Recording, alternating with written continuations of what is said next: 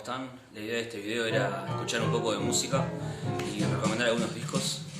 Esto es el trío de Tommy Flanagan con Elvin Jones en la batería, Overseas se llama. Y bueno, iba a recomendar algunos discos de jazz en vivo, esa era como la temática. Y bueno, creo que es la mejor manera de escuchar este tipo de música. Si bien todas las sesiones que escuchamos en discos de estudio están siendo en vivo, en el contexto de un escenario, un espectáculo, los músicos se sueltan más, toman muchas más vueltas de solo, que tal vez en un disco de estudio no rinde tanto a nivel de producción, y sin duda que también toman más riesgos, ¿verdad? Entonces, así que bueno, la idea era eso, recomendar unos discos de en vivo de jazz, así que espero que les guste. El primer disco que voy a hablar es Wynton Kelly Trio, es un disco triple, edición japonesa. Acá Wynton Kelly, se abre así. Y acá está George Coleman, el invitado del disco, así que es un cuarteto en realidad. Pero bueno, la banda principal es la de Wynton Kelly y la verdad que se nota mucho porque Wynton toma como, no sé, 10 vueltas de solo por tema. Los temas duran como de 15 a 20 minutos prácticamente todos. Es como si hubieran tocado en su casa, o sea, cero consideración por el oyente en ningún momento del disco. A veces ni siquiera tocan la melodía del tema, empiezan a improvisar de una y tocan la melodía al final del tema para cerrar, ¿no? Sin duda como que explota ese concepto de usar los estándar como vehículo de improvisación y ya está. Muy buen disco, lo recomiendo si sos fanático, la verdad, porque si estás empezando a escuchar jazz o querés acercarte al género, no es un disco muy benevolente, que digamos, pero si sos fanático, este disco es impresionante. Nada, sesiones muy largas de improvisación y lo que dije, un poco denso, pero si te gusta el género lo vas a disfrutar mucho. Wynton Kelly Trio en el Led Punk Jazz Society 1968.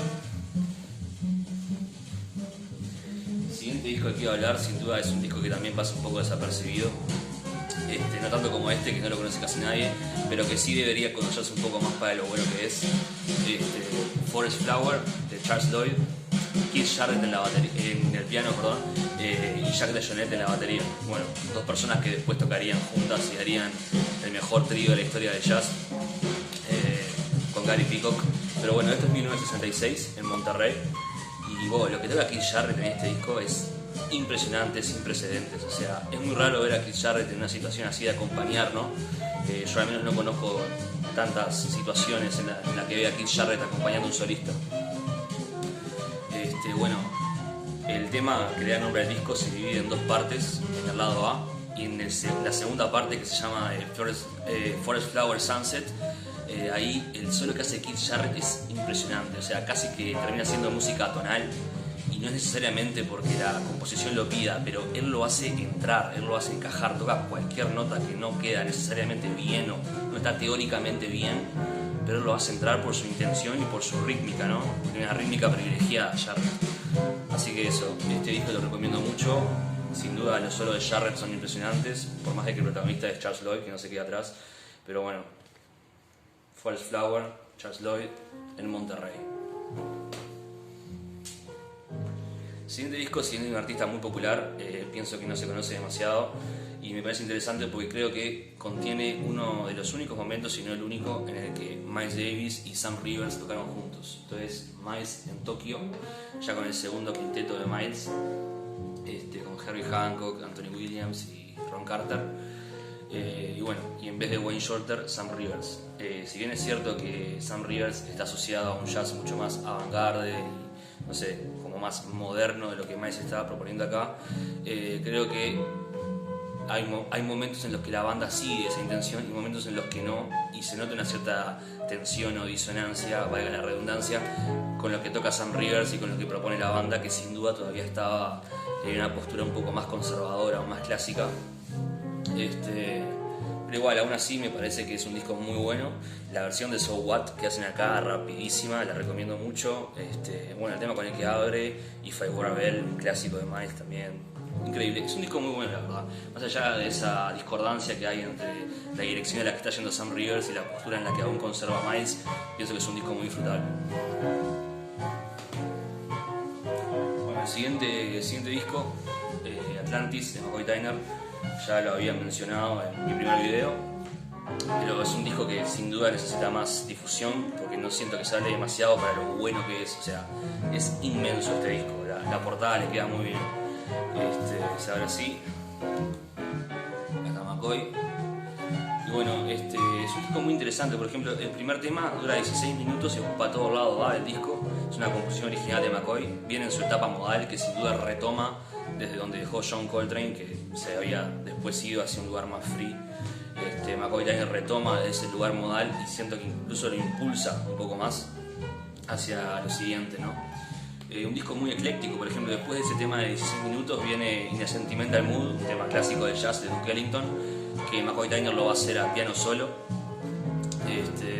Bueno, hay un percusionista también en el disco, Guillermo Franco. Por ejemplo, el último tema del disco es una samba. Un disco muy ecléctico que nunca te aburre, y muy intenso, lo recomiendo muchísimo. Siguiente disco, este sí es un clásico bastante conocido, uno de los mejores discos grabados en vivo, al igual que el siguiente que voy a mostrar. John Coltrane en Birdland, McCoy Tyner en el piano también. Un disco impresionante, o sea, uno de los mejores discos grabados en vivo, sin duda. ¿Sabes? Sí, Elvin Jones en la batería, Garrison en el bajo, qué decir, o sea, el cuarteto de jazz por antonomasia, ¿no? La versión de Afro Blue, el primer tema con el que abre el disco, la recomiendo un montón. John Coltrane se caracterizaba mucho, ¿no?, por agarrar una canción, desarmarla y hacerla suya. Sin duda que con Afro Blue, en este caso, también lo fue. Y bueno, lo recomiendo todo, es un disco todo redondo, perfecto para escuchar de principio a fin. Coltrane en Birdland. Bueno, el último disco ahora sí, también un clásico, pero que siento que tal vez cuando se habla de este artista se recomiendan otros discos y queda un poco en el olvido, no entiendo por qué, porque para mí es una de las mejores cosas que hizo. Miles Davis, My Funny Valentine. Este disco es impresionante. También segundo quinteto de Miles, con Herbie Hancock en el bajo, Ron Carter, Anthony Williams, pero en el saxo, en vez de Wayne Shorter, está George Coleman.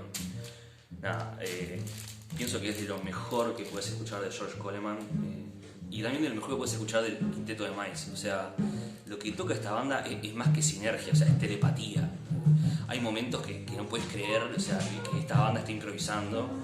O sea, por ejemplo, Herbie Hancock toca de una manera tan libre, ¿no?, que sin duda lo puedo hacer por el acompañamiento tan firme de Ron Carter, pero toca de una manera tan libre, o sea, tan melódica en su acompañamiento.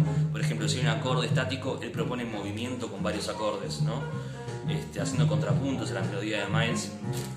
Hay un momento, ¿no?, en esa propuesta de Herbie en el que se da una interacción muy interesante en la banda. En Stella by Starlight pasa esto, un tema que recomiendo de este disco. En Stella by Starlight pasa eso y hay una reacción del público que me da mucha gracia, porque hay un momento así de mucha sincronía, ¿no?, a raíz de este recurso de Hancock, y queda un pequeño espacio de silencio y se escucha una persona gritar así como de euforia.